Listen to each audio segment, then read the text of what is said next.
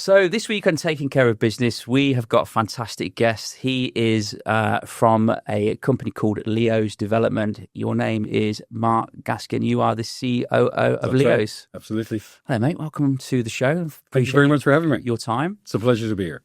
So for people watching, we obviously have lots of real estate enthusiasts in Dubai. Yeah. LEOS, tell us about who you are, your background, because maybe not everyone knows who you are. You're quite new to Dubai real estate, but not new to property. No, we're not new to property development. And I guess we're not that new to Dubai. We're here 3 years. In comparison to a lot of other new developers, that's some longevity there. Yeah? We were established in the UK in 2012. And we have a number of developments in the UK and ongoing developments and considering the economic situation there. It may have slowed down a little bit, but it's ongoing. We came here in initially June 2022. I ended up coming just with the CEO to have a look at the market, see what was going on, ultimately see if there was a gap or space for us to maybe do something here. We spent 6 or 7 weeks, I can't actually remember, 7 days a week visiting developments, consultants, areas, looking at the construction, looking at the design, looking to see if there was a slot for us. After that, and obviously looking at sales and various other things within the development arena.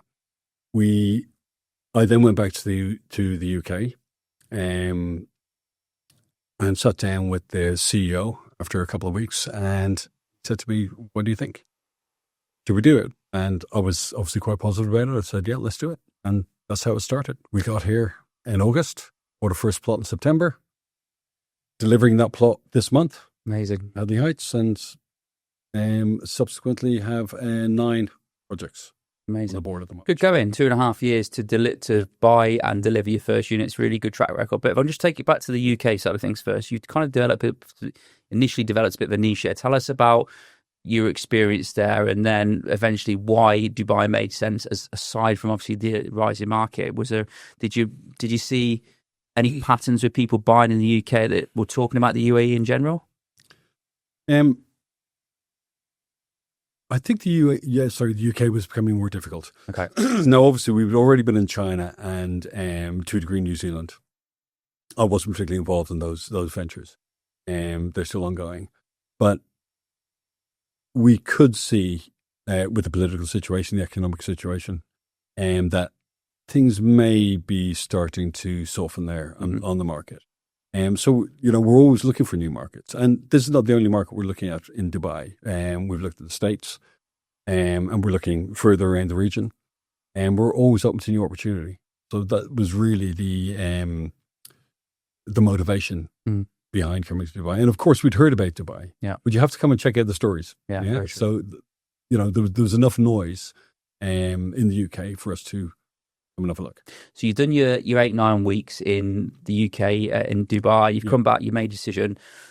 How did you enter the market? Obviously, you've launched your first development, Hadley Heights. It's now ready to hand over now. When you come into the market, how did you make the decision to say, okay, there's a gap for us here, and this is how we're going to attack it? Because from what I can see, the theming of the development names in particular is something pretty unique. You're going off UK British heritage name and trying to link that back to where your roots are. How did you feel like you could be different to what's already out here already? Well, I think on-time delivery. Look, there's 2 USPs, isn't there? There's on-time delivery and quality. Mm-hmm. For me personally, the word luxury I didn't really understand it. I'm not sure whether developers really understand it. Overused word as well. Yeah, that's what I'm saying. Very overused. So I remember doing one of my first. I did an interview on a radio station, and the first question from the host was, "So why did you decide to do your first luxury development in JVC?" And I said to him, "I need you to qualify what you mean by luxury." And he said to me, which was quite amusing at the time, "Well, not a leak." And I'm like, "Okay." I said, "Let me explain something." I said, "I don't look at luxury, I look at quality." I said, quality of finishes and workmanship. I said, the product to me a lot of the time that you're putting in these apartments is secondary. It's how you install that product.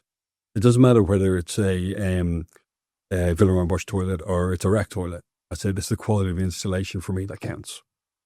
I thought we could differentiate because obviously I had looked at a lot of the developers here. And I'm not saying that all developers, I said we've looked at some particularly good developers. So that kind of gave us a roadmap. But there was some particularly bad developers with regard to finishing, etc. And I think that is also a product of how the market works here. Because obviously in the UK, off-plan sales is not really a huge market. In the UK, we would design, develop, build, then sell. So the client was coming to look at the finished product when he was purchasing one of our products. So we'd see the walls, you'd see the floors, see the bathrooms in place, and he would choose that product. Over here, you're selling a dream. So you're selling, this is what it's going to look like. There's the pictures, there's the renders, this is what you're going to get. So can we proceed with the purchase? Which is, with certain developers, the aim will be to sell as quickly as possible and then think about the construction and design detail afterwards. We approach it from the other end. We have a design office in London, which collaborates with our design office here. So we try to offer the best of both in all our developments. Recognize the mistakes that have perhaps been made by other people and try not to go down that road. Simple as that. I'm interested in the sort of people that buy the product, because obviously Hadley Heights we come back to, which is your first launch product. Who bought that, and how was there a common theme of type of buyers? Was it mixed end users? Was it investors? Was it a particular nationality? There was a lot of a big mixture. There's a lot of British, a lot of French. Yeah. Look, the problem is you try to look at all the demographics, and there's a big spread of demographics. We sold a lot locally as well. Yeah. As I said, we've sold a lot in Western Europe. Some in Eastern Europe, we have Russians, Ukrainian. It's a good mix in Hadley Heights because I think it's one of those kind of solid products in a very good area. It's in an area that people understand. In other words, we were talking about off air. I think you have to, certainly with overseas clients, explain the area that they're purchasing in. JVC was already well known. So it was a very good area for us to start. Because then you're just selling the product. You don't have to particularly explain the area so much, because when you go to JVC, you can see you've got the 5 Hotel, you've got the various schools, you've got townhouse, villa projects, you've got other very well-known and very strong developers in there also. Yeah. So obviously taking advantage of all those factors is why we decided to build a JVC first. And that obviously helped with the sales.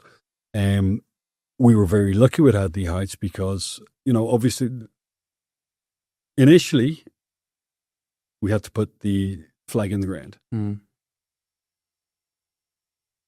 We're a new developer at that point. People are questioning, people are asking the questions, we're giving them the answers. It started slow, it picked up very quickly.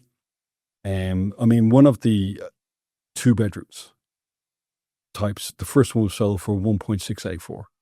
The last one of the same type was sold for 2.4. Wow. Right? So it gained momentum reasonably quickly. And from there, that particular project gave us kudos. It gave us, it kind of put our name out there. How did you overcome the lack of proof of concept in the UAE? I know obviously you've had ties to other parts of the world, but was it a case of did you go from selling to build quite quickly? You could say people could see, look, things are happening. What was Hadley Heights moved quite quickly? Okay. From that point of view, obviously we're very anxious. As soon as we bought the plot, we need to do something with this now. Yeah. And same as the UK mentality. Unfortunately, you don't have the advantages in the UK that you have here. So you want to get to construction as quickly as possible or something going on. But you'd go through the process, and obviously we were still learning. Thankfully, we learned quite quickly. We had some good people on board.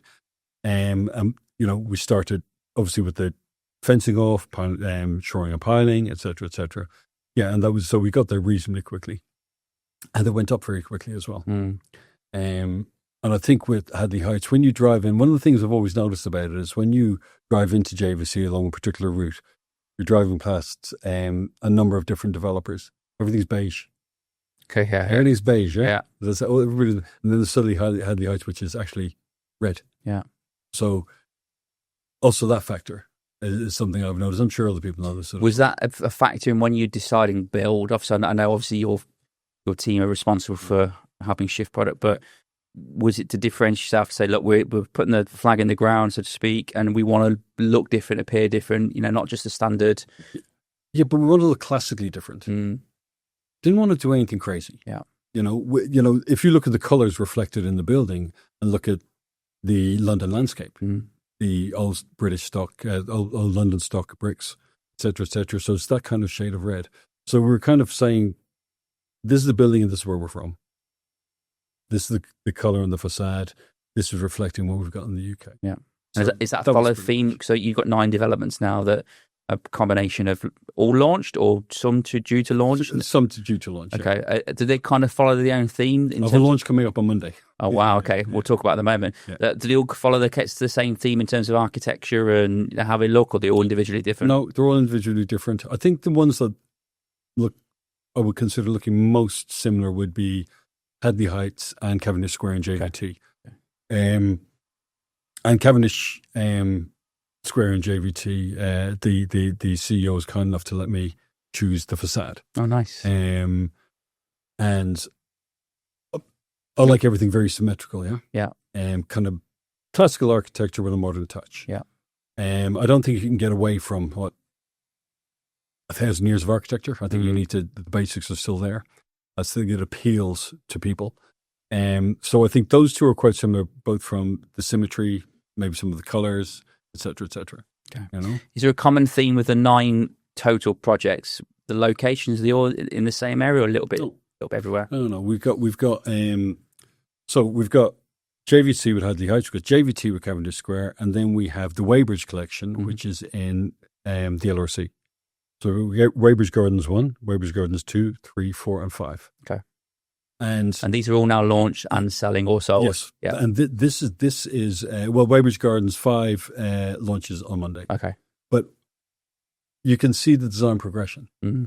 You can see, and we've named those different names. So you've got the Provence edition, you've got the Kensington edition, you've got the Alps edition. Yeah.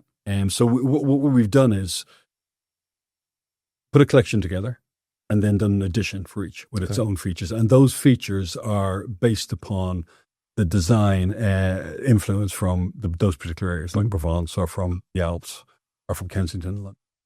How have you been received from the broker or brokerage community? Because I think real estate brokers working alongside developers, they help amplify the product, the message. They're kind of a spokesperson for most developers, really. Absolutely. How have they taken to your products in development, knowing that certainly in the last 2-3 years, there's so much choice. There's so much, probably to the point where I think most recently I've been told a launch every 12 to 14 hours this year so far. Yeah.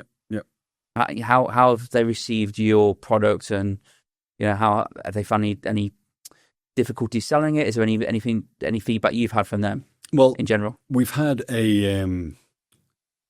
very good feedback. We've, as I've said to you, we try to ensure that we keep our relationships very strong and encourage our relationships. For me personally, I meet a lot of the guys from the brokerages. I want to make sure they have got an absolute understanding of where we are and what we're doing, right? Because I started here in June with the CEO, and we had a vision. So I want to make sure they understand our vision. Yeah, so that's why I spend so much time doing that. And we've got very healthy relationships. I do make myself available when it's required. We make sure that the sales team, the in-house sales team, are delivering the correct message. So, for example, I've put in a system for meetings, etc., and feedback. So every time somebody has a brokerage meeting, I say to them, right, put the appointment goes into the system. I said, and I want to see notes afterwards. I said, what I'm more interested, I said, I don't need rainbows and unicorns. I want to understand perhaps what they feel we're not doing right. Mm-hmm. I said, because if I don't know what the problem is, I cannot work on a solution. Mm-hmm. So I encourage negative feedback if there is negative feedback. Because the only way you're going to be able to improve. If everything is, if everybody's telling you you're wonderful, you're never going to improve. How have you launched with regards to tackling payment plans? Because that's always been a tool to combat the more established legacy developers with being creative with payment plans. What have you ran with over the last 3 years? Has it kind of changed? It has changed. Yeah. It has changed a number of times. Look, you have to, you have to reflect the market. Yeah, sure. We have been here 3 years, and I think we're reasonably well established. But there are companies out there who've been here a lot longer, and we have built trust with the customer. But a lot of the time, when they've been offered something else financially, that's less of a burden to them. Yeah. Sometimes we have to do that too. Yeah. I've always said to the sales guys that if you have two buildings side by side and they're exactly the same, and you've got 2 1-bedrooms which are exactly the same by 2 different developers, and you've got a broker with the client, what do you think helps them make the decision to come to you? Right? Well, I can tell you from my point of view, it's financials. Exactly. I look at the cash flow. Yeah. Now, I take that into consideration. Yeah. Because I basically make all the decisions on what we're going to do with sales and how we're going to work with payment plans, on discounts and broker commissions, et cetera, et cetera. So that's why I want the feedback from the market. And I want the feedback from the coalface. So traditionally, at the minute, the larger developers are going 80-20, which is extremely aggressive. They want 80% during construction, typically over a 4-year period, and then 20% on completion. I think the norm is anywhere between 60-40 at the minute. We've 60-40, some projects 50-50, some 65-35, some with post-handover, etc. So depending on the project, depending on the area. Okay. Tell us about the most recent ones in Knightsbridge Community 1 and 2. It says here that Dubai's first climate adaptive community, because that was something that Gaff Woods, Majid Avatana kind of promoting as a more of a cooler environment. Tell me a little bit about that. Okay, so the way we looked at that was there's a number of factors within the build of a building, and the location that you're building at. So we all know that open space creates more, can create a cooler environment with water. We have reoxygenating fountains in there, which just puts oxygen back into the atmosphere from the water that's drawn out. But one of the simplest things which I liked and was particularly encouraging in the design was that the space you've got in the property, the livable space, for example, the balconies, right? I said to the guys, I want people to be able to use those as much as they possibly can, right, throughout the year. Yeah. So it's actually useful space. So we created shadings. Now, even in the winter, you don't want to be having I don't know whether you've seen the project. I haven't, no. Okay, so on the villas, I think on tenants as well, we have kitchenettes on some of the balconies, the higher floor balconies. Okay, it's interesting. Right, so we have a situation where I changed it so we had the master suite on the top in 2 of the in the townhouses and in the 5 beds. And the 6 bed, I think, is on the middle floor, but we still put in the same kind of balcony. So we have a kitchenette in that balcony, and it's shaded. So certain balconies have got a shading on them so they can use year round, and we get cross ventilation on them. Okay. So it can just be simple things. Yeah. It doesn't have to be complicated. It's just thinking about the design and what you're doing. Is that client feedback, or is that more shareholder ESG driven, where they need some green environments into the development? Well, I think it's more basic than that. Yeah. I think it's trying to deliver what your mum would like. Yeah. Yeah? Yeah. It's like when you look at the design of a property, you have an interior designer, or designers do, their interior design of the property. It's like, what's the most important bathroom in the house? What's the most important bathroom in the house? Wow, for me, it's either my ensuite or downstairs. Yeah. But for your mum, what was the most important? I'll always remember this. Master? Yes. No. No. It's the guest bathroom. It's the washroom. Yeah. Because that's who, when the visitors come in, that's the bathroom they see. Yeah. Okay, I mean, that's a very simple example. But what I'm saying is I try to think about what I would like, what other people would like, how you expect your house to be like. I want to bang it en suite, being selfish. I want to bang it en suite. Lovely view on the golf course. That's what I want. Listen, the guest house, I lived in some lovely houses, my parents had some lovely houses, but the guest bathroom was always absolutely spotless. Yeah. Always fantastic furniture, always very well tiled, always very good. With Mum goes, yeah, when visitors come, that's what I see. Mm. So it's just that kind of thought process. So that's what I mean about more basic. And obviously, when we were kids, I was playing outside all the time. I was never inside. Yeah. Right. So summer holidays were 3 months. My mother would go, come back when you're hungry. Yeah. Or when it gets dark. Yeah. I was basically playing football 10 till 10 all day, literally exactly. on fields. That's it. 2 jumpers. Yeah. And, exactly that. Yeah. Exactly. That's what I'm saying. So thinking about taking a simpler thought pattern around those communities is the way I look at it. What do people really want? Mm. I mean, so for example, in Knightsbridge, where we've got the oxygenated waterfall, we have a seating area, which is called the Stargazing seating area, but it's a number of different tables, and you can sit with your family and have drinks or coffee. But also, there's a walking track right the way around the water, the water area in the middle, in the middle. And Cavendish Square, for example, where we have the top of the building, we have the pool is in the centre, but on the roof we have a number of seating and walking areas. But also, I said, listen, this area where we've got the barbecue, I want you to lay that out like a restaurant. Mm. Why? I said, because if I go up there with my friends and I want to sit down and have something to eat, a cold drink or whatever, I said, other people have got to be able to use the space too. Yeah. So lay it out so the tables are apart. Yeah.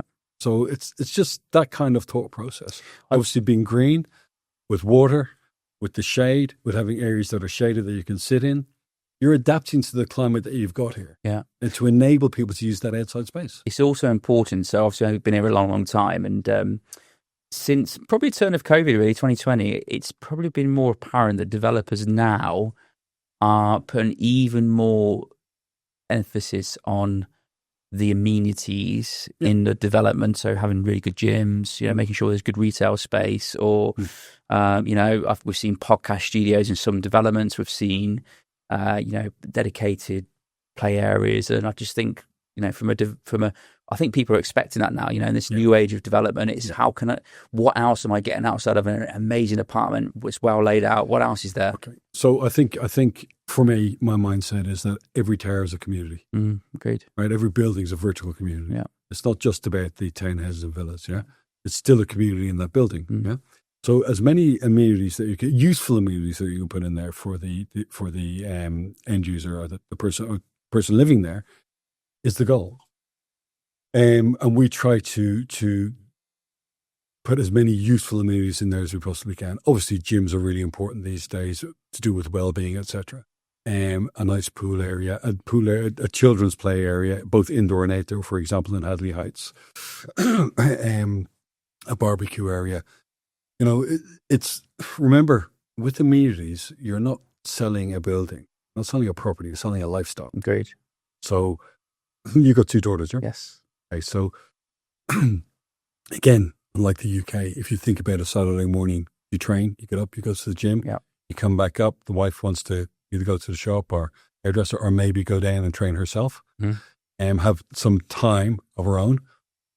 You grab the kids, you go down to the swimming pool, have a swim, you have a little bit of breakfast out there by the barbecue with the kids. So that kind of lifestyle, which we don't have that. I want to buy now, Mark. You've sold the lifestyle to me. But you understand what I mean? I know exactly. It's like, also with show apartments. Yeah. Oh, is this what we're getting? This is what you can do, right? We're showing you the lifestyle that you can have in Dubai, in this building, right? And that's what it's about. Yeah. It is about, so when the one thing about Dubai is this, right? You work very hard, right? You work long hours. I certainly do, and I'm sure you do. Yeah. So when you actually spend the most time in your home is at the weekends with your family, right? So you want that time to be quality time.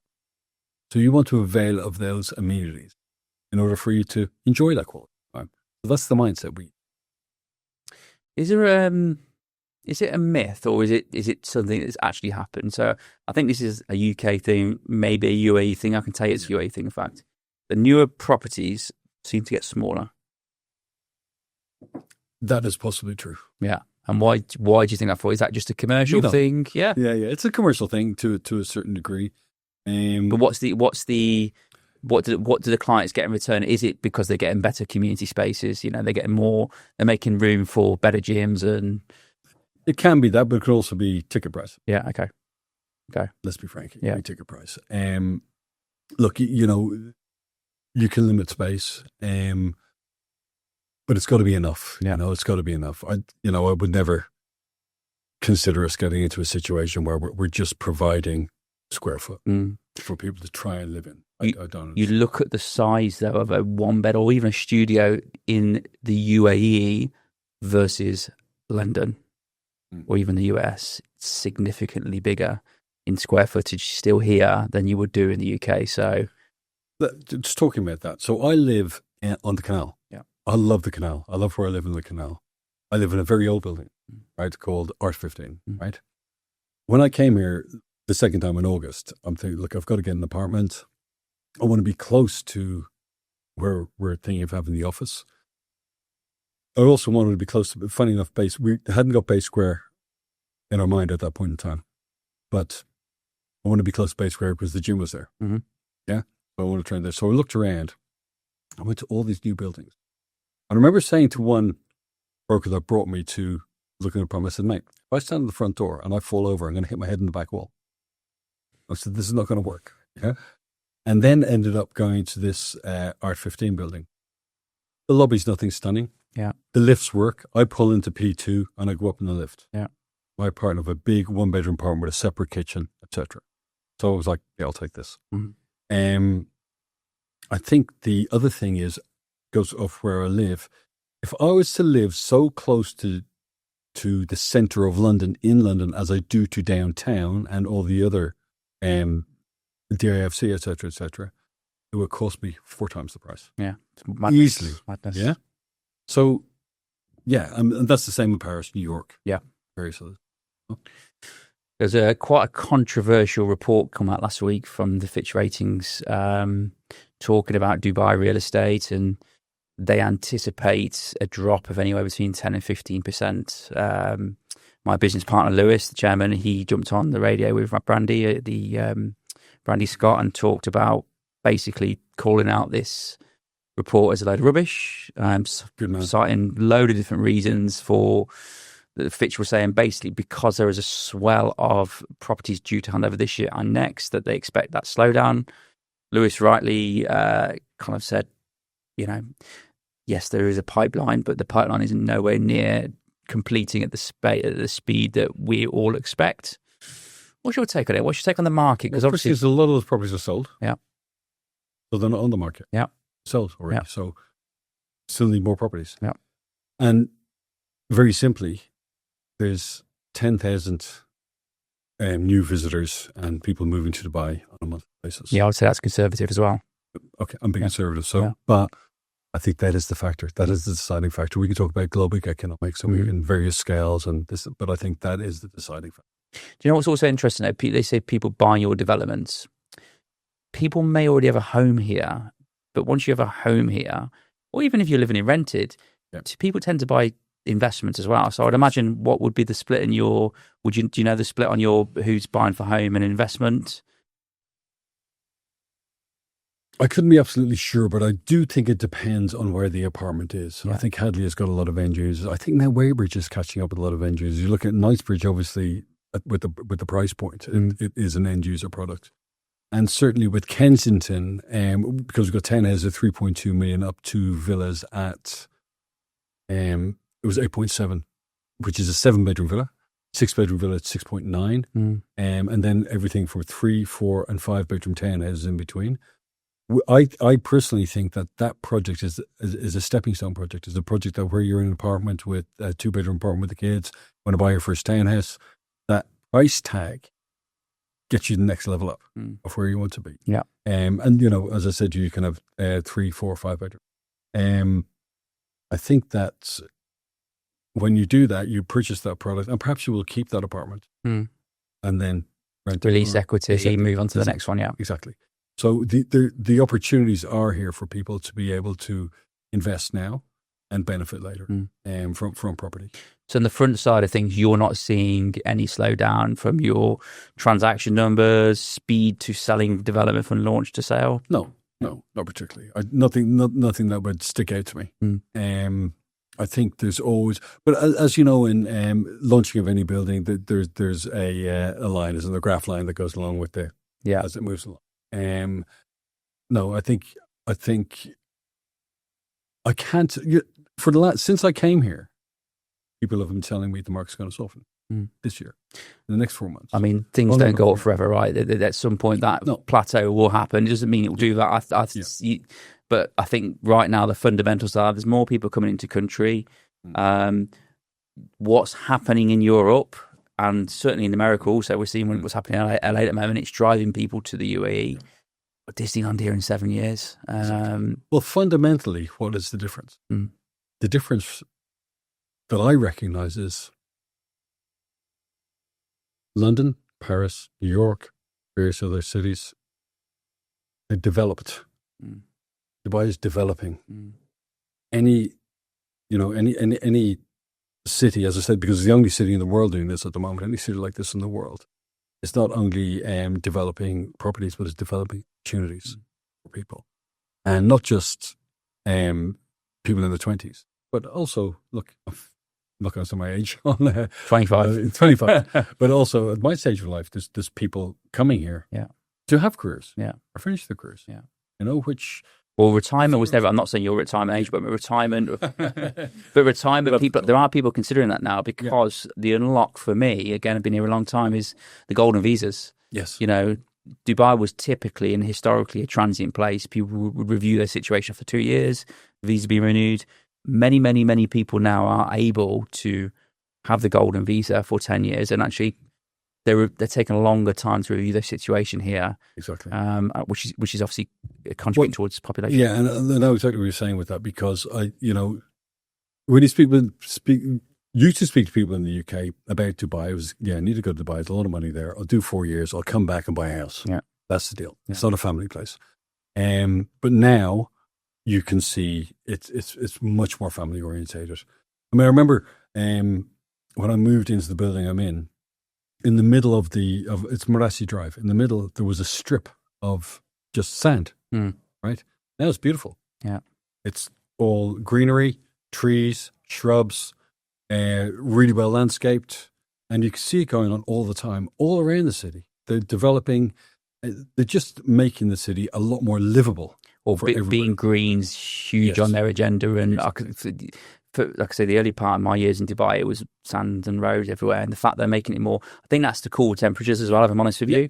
Climate control. Yeah. What's the future look like? Because obviously you've got an exciting week next week. Tell us a little bit about the launch that's happening. Launch next week for WG5, the latest edition in the Weybridge, latest edition of Weybridge collection. Very excited for it. Where is it? What is it? It's in DLRC. Okay. It's a... Whereabouts in relation to, for people watching, some might not know the area, watching abroad, where is it in relation, where's it nearest to? Landmark-wise? It's, Dubai Land, it's... What community is nearest, the master community next to it? Is it the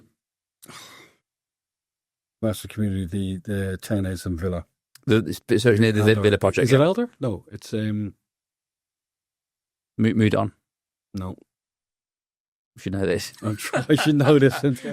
I can hear about this. But anyway, it's launching Monday. So what's the project? What is it? Is it apartments, villas? It's apartments. It's 1 bedroom, 2 bedroom, a few 3, and a couple of 4. Okay. What's different about them? What's interesting about them aside from the unique UK architecture? I think it's a beautiful design. And again, it's got a lot of amenities into it. We've got as many amenities, useful amenities as we can get into the building. It's part... So let's talk about DLRC for a minute. When I look at DLRC, we've now got 5 projects down there. So I consider us to be one of the builders of DLRC, yeah? But if you look at the amount of work going on there now and the size of DLRC, by 2028, 29, 2030, it's going to be a finished community. Yeah. So everything will be done, right? we know how that happens now. I think money's money's to be made in what you can't see, and around that neck of the woods. So it's next to Villanova. I know exactly where it is now. Yeah. Down that neck of the woods, it's the opportunity down there with what's being developed is unbelievable. Exactly. What's start price? What can you get into? I'll get them sent over to you. Okay. So to be confirmed. Okay. Yeah, fine. I can. Okay. At this moment. Okay. So start price next week. You're launching next week. Yeah. Are you holding any broker events or anything like that? We're having a broker event on Monday. Yeah. I think you guys have been invited. Yeah. I would hope so. Yeah, I would hope so. Of course, I'll check, but you are invited anyway. Amazing. So to invite you.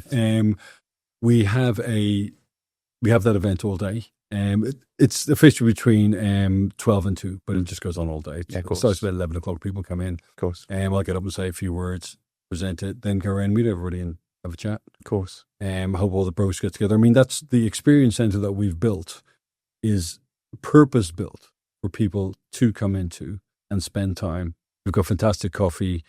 We've got a auditorium, which is shared.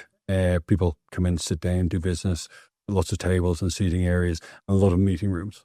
So we encourage a flow of people to come through. Amazing. As much as we can. And this will be what project number? What launched? This will be of the 9. It's number 5, 6 launched. This is number 9. Number 9 launch. Yeah, wow. Listen, what you've achieved, Mark, in 3 years.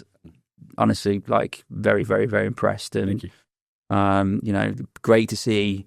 I'll make a point of coming down to see your first project handed over this month. It'll be a big moment for you guys to say, look, this is what we're about. This is what we're doing. And, still confidence. We have something major happening very soon. Okay. Which I can't talk about now, but it's major. Okay. So something launching this year, this major? It'll launch this year, but it's something that's going to change the landscape. Okay. Amazing. And once we get to that point, maybe we can have another conversation. Amazing. Really, really good. Well, thank you ever so much for your time. There's loads more we could talk about. I think we both agreed Dubai's in a very good space right now. You guys are clearly in a very good space and looking forward to the news you're selling out next week or the week after. And hopefully we can help with that. And for anyone that's watching, they have a launch, LEOS Development. I guess if you're a direct client, you can come to us and then we'll take you down there. And then we'll show you everything we've got with regards to what's coming live and launching. Great. Thank you very much, Mark. Cheers, mate. Thank you very much, mate. Cheers. Thank you. Cheers.